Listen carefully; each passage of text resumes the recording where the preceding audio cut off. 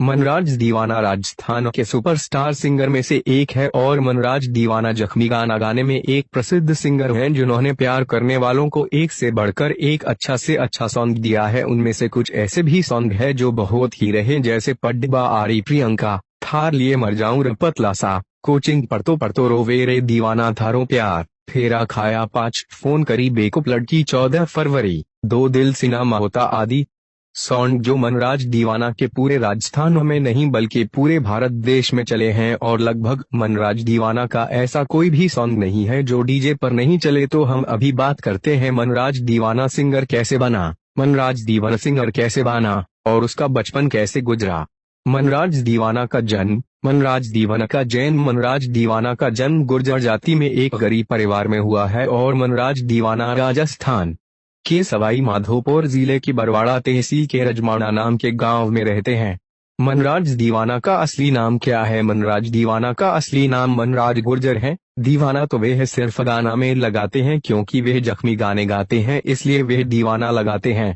मनराज दीवाना truck driver कैसे बने? जैसा कि हमने आपको इस पोस्ट में पहले भी बताया कि मनराज दीवाना का जन्म एक गरीब परिवार में हुआ है। इस कारण से मनराज दीवाना की पढ़ाई लिखाई भी नहीं हो पाई है और वे बचपन से ट्रक ड्राइवर बन गए। और दूसरा कारण यह भी है कि बचपन में उनकी मां गुजर जाने के कारण उनके परिवार में और ज्यादा दुख हो गया। इस कारण वे मनराज दीवाना ट्रक ड्राइवर बन गए और मनराज दीवाना ने 5 साल तक ट्रक चलाया था।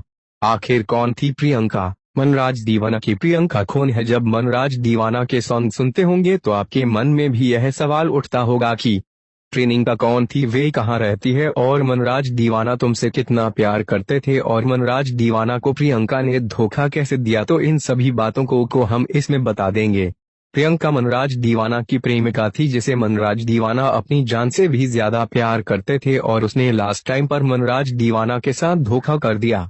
मनराज दीवाना को प्रियंका से प्यार कैसे हुआ? यह बात 2015 की है, जब मनराज दीवाना सवाई माधोपुर से जयपुर की तरफ दूध की गाड़ी को लेकर जा रहे थे। तब मनराज दीवाना को एक लड़की मिली। वे लड़की और कोई नहीं प्रियंका थी, जिसने मनराज दीवाना से जाने के लिए लिफ्ट मांगी और वे लिफ्ट ही मनराज दीवाना की प्यार की निशानी बन गई और मनराज दीवाना प्रियंका से बहुत प्यार करने लगे।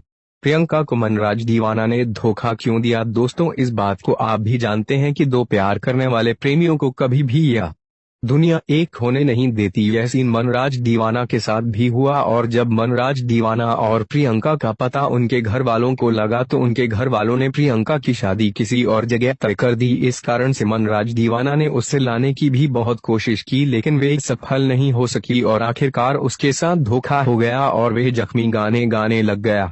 मनराज दीवाना के परिवार में कितने सदस्य हैं? मनराज दीवाना के 3 भाई हैं और उनके पिताजी और एक उनकी पत्नी और उनके एक छोटी सी बच्ची भी है। मनराज दीवाना पहली रिकॉर्डिंग कहाँ की थी? बात करें अगर हम मनराज दीवाना के पहले सॉन्ग की, तो उसकी रिकॉर्डिंग मां भारती स्टूडियो टोंक में हुई थी। उस सॉन्ग की रिकॉर्डिंग करने वाले श्रीमान प्रहलाद जी सैनी थे, जो अब इस दुनिया में नहीं रहे।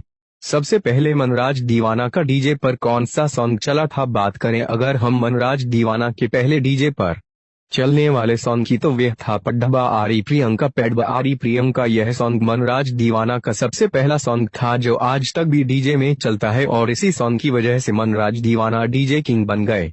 मनराज दीवाना के सॉन्ग को कौन लिखता है? बात करें अगर मनराज दीवाना के सॉन्ग की, तो उनको कोई भी नहीं लिखता, बल्कि मनराज दीवाना भी नहीं दिखे सॉन्ग गाते हैं और उन्होंने लगभग 1200 सॉन्ग